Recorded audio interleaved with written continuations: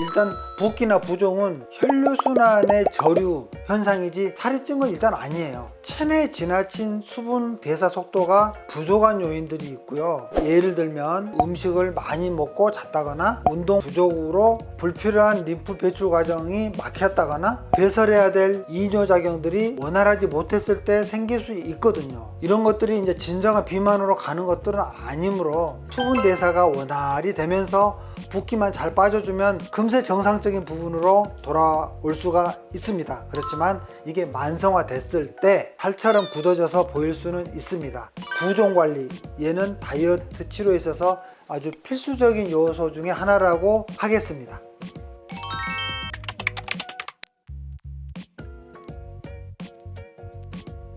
모든 약들은요 서로 상호작용을 하는 약물들이 있을 수가 있습니다. 특히 피부과 약물이랄지 정형외과 약물, 통증 약물, 또 불면증이나 신경과 안정 약물, 이러한 애들이 좀 졸림을 유발하거나 대사 속도를 떨어뜨리게 됩니다. 그래서 붓거나 또는 밥맛이 막 생기거나 하는 그런 경우들이 아주 많이 생깁니다. 따라서 다이어트에는 좋은 영향을 주지 않는다라고 보기 때문에 약물들을 따로 드신다거나 또는 위 질환들을 빨리 치료를 하신 후에 본격적으로 다이어트는 나중에 하시는 게 더 효과적이라고 하겠습니다.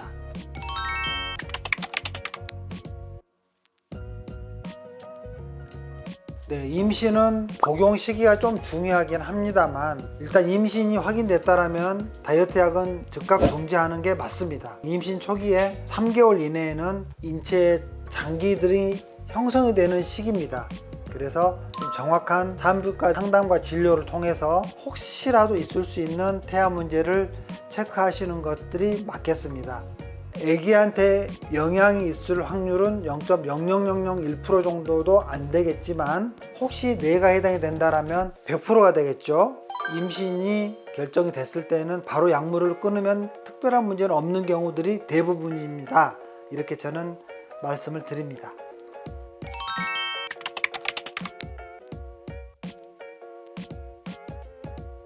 이 다이어트 약은요 16살부터 일반적으로 보조적인 다이어트 약물들은 적용이 가능합니다. 특히 보조 다이어트 중에서 기름장을 빼주는 제니칼 제제 같은 경우는 13살부터도 복용이 가능하다고 되어 있습니다. 보통 18살 즉 청소년 전후부터 사용을 하게 되는데요, 청소년 같은 경우는 그래도 향정신성 식욕 억제제 같은 경우는 처방을 피하는 게 원칙입니다. 근데 요즘에 싹센다라는 그 인슐린 주사기처럼 생긴 식욕 억제 주사들이 곧 청소년들도 안전하다라는 그 허가사항이 추가될 거로 보입니다.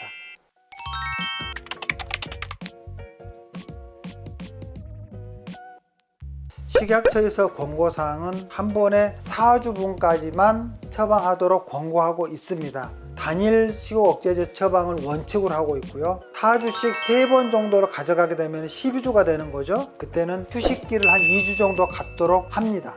환자분들은 무조건 세게 길게 주세요 이렇게 하면서 약에만 더 의존하려고 하는 분들을 태클을 걸어서 자극을 주는 계기가 되는 것 같아요.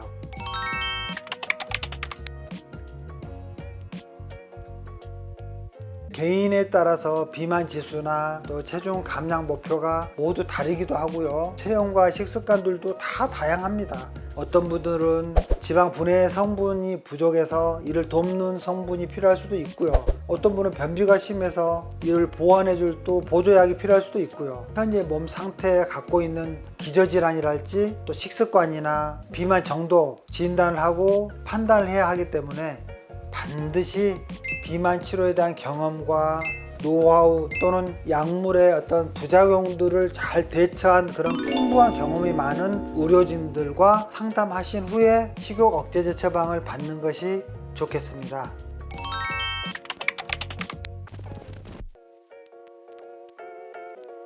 다이어트 약은 식욕을 억제하는 성분이 들어있기 때문에요, 배고픔을 배고프지 않다고 느끼게 하는 성분 중에는 향정신성 의약품들이 포함되는 경우가 많이 있습니다. 향정신성 식욕 억제제들은 내성에 문제가 생기기 때문에 과복용이랄지 오남용을 방지하기 위해서는 한 번에 4주 이내로만 처방이 가능합니다. 4주가 3번에서 12주 처방이 지났다라고 하면 반드시 임시 휴식기를 갖도록 하고 있습니다. 또 1년에 한 번 정도는 피검사를 꼭 시킵니다. 환자의 건강 상태를 체크해서 문제가 없는지 이런 것들을 체크를 하고요. 정기적으로는 BMI 검사를 필요한 경우에 하면서 추가 처방이 가능하도록 하고 있습니다.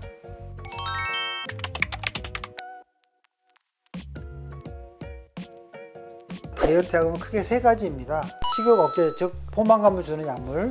두 번째로는 음식이나 또는 몸 안의 지방들을 대사시켜 가지고 지방을 태워주면서 배출시켜 주는 데 도움이 주는 그런 열 생성 촉진 효과가 있는 약들. 그리고 세 번째로는 지방 흡수를 방해하는 약물. 그게 바로 세 번째입니다. 간혹 식욕 억제제만 주세요 이렇게 오시는 분들이 있습니다. 이러한 위성분들을 골고루 병합 처방하는 게 좋겠습니다 라고 저는 환자한테 열심히 교육을 시킵니다.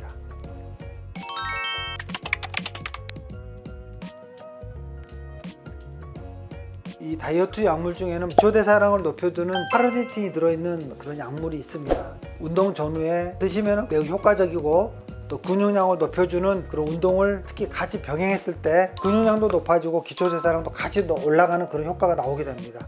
맞춤 처방해서 드릴 수가 있겠습니다.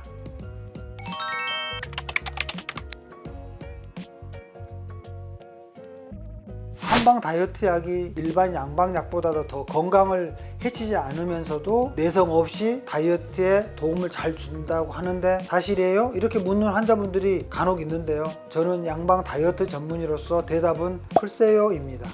한방은 경험의학이고요. 양한방은 모두 식욕 억제제가 다 있습니다.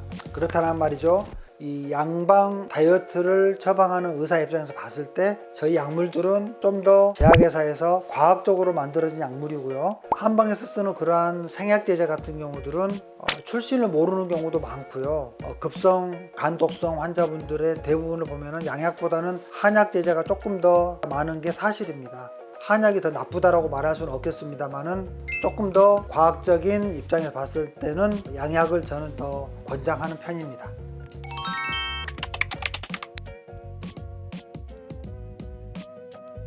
한방보다도 무조건 양방약이 더 안전하다는 건 아닙니다. 한방에도 부작용이 있지만 양방에도 내성이랄지 여러 가지 합병증들이 나타나는 경우도 있기 때문에 일단은 본인의 체질에 따라서 잘 맞으면 한방을 가시는 것도 괜찮고요. 또 본인의 체질에 안 맞으면 문제가 생길 수가 있는 겁니다. 한방에서는 법적으로 주사 시술을 못 하잖아요.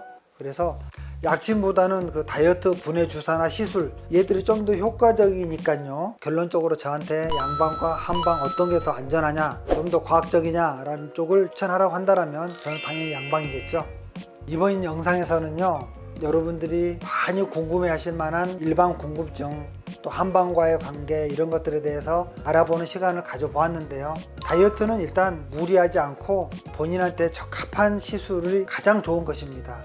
아무리 마음이 급하더라도 천천히 자신의 체력과 자신의 체질에 어울리는 좀 더 건강한 몸과 정신을 만드시는 게 좋겠습니다. 이상 MB의원 김은상 원장이었습니다. 감사합니다.